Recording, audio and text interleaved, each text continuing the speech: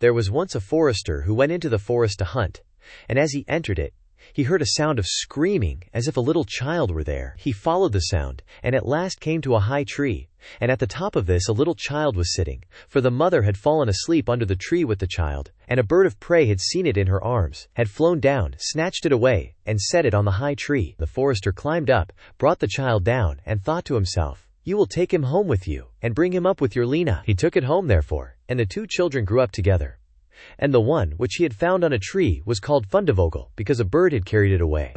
Fundevogel and Lena loved each other so dearly, that when they did not see each other they were sad. Now the forester had an old cook, who one evening took 2 pails, and began to fetch water, and did not go once only, but many times, out to the spring. Lena saw this and said, "Listen, old Sana, why are you fetching so much water? If you will never repeat it to anyone, I will tell you why." So Lena said no, she would never repeat it to anyone. And then the cook said, "Early tomorrow morning, when the forester is out hunting, I will heat the water, and when it is boiling in the kettle, I will throw in Fundevogel, and will boil him in it." Early next morning, the forester got up, and went out hunting, and when he was gone, the children were still in bed. Then Lena said to Fundevogel, "If you will never leave me, I too will never leave you." Fundevogel said, "Neither now, nor ever will I leave you." And said Lena, "Then will I tell you. Last night, old Sana carried so many buckets of water into the house, that I asked her why she was doing that, and she said that if I would promise not to tell anyone. And she said that early tomorrow morning when father was out hunting, she would set the kettle full of water, throw you into it and boil you. But we will get up quickly, dress ourselves, and go away together." The two children therefore got up, dressed themselves quickly, and went away. When the water in the kettle was boiling, the cook went into the bedroom to fetch Fundevogel and throw him into it. But when she came in and went to the beds, both the children were gone. Then she was terribly alarmed, and she said to herself, "What shall I say now when the forester comes home and sees that the children are gone? They must be followed instantly to get them back again." Then the cook sent 3 servants after them, who were to run and overtake the children. The children, however, were sitting outside the forest, and when they saw from afar the 3 servants running, Lena said to Fundevogel, "Never leave me, and I will never leave you." Fundevogel said, "Neither now nor ever." Then said Lena, "Do you become a rose tree, and I, the rose upon it." When the 3 servants came to the forest, nothing was there but a rose tree, and 1 rose on it. But the children were nowhere.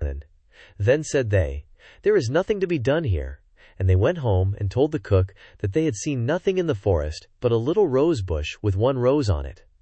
And then the old cook scolded and said, "You simpletons, you should have cut the rose bush in 2, and have broken off the rose and brought it home with you.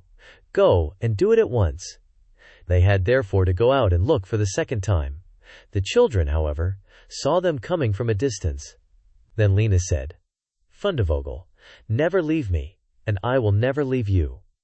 Fundevogel said, "Neither now nor ever."